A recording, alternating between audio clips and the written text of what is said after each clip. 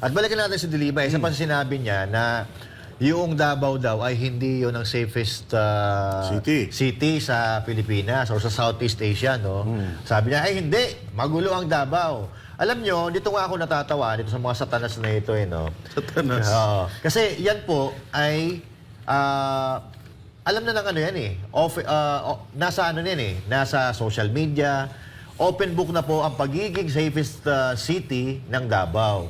Hindi ko alam kung bakit ayaw nila maniwala or pilit pa rin nilang idinideny. Dapat nga matuwa pa tayo eh. Kung hindi man tayo matuwa sa mga Duterte, kasi yung Davao, mga kababayan, hindi lang naman yan hinahawakan or hindi lang naman mga politiko ang nandyan.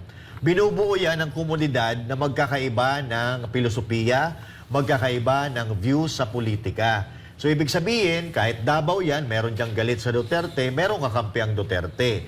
Bakit hindi na lang tayo maging masaya na ang Davao ay safe? At tandaan po natin na ang Davao ay parte ng Pilipinas.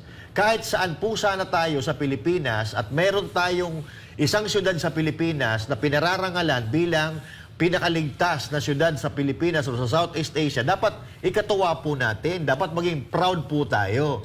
Sa bagay, itong mga to kasi, no, kahit kailan hindi ito magiging proud kay PRRD kasi nga, kritiko ni PRRD yan. Obstructionist nga ang tawag sa kanila nung panahon ni PRD. Kasi kahit maganda naman na yung ginagawa, dahil nga obstructionist sila, lagi silang nakaharang, pangit yun para sa kanila. Yung sinasabing safest city, sabi niya, hindi daw safest city sa Pilipinas.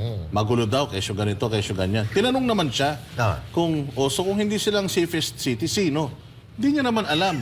So, paano sasabihin mong hindi safest city ang Davao kung wala kang idea kung ano yung safest city next to Davao? Correct. Kung wala kang pagkukumparahan, paano mo masasabi na hindi safest na Davao? Sabi niya si Dilima.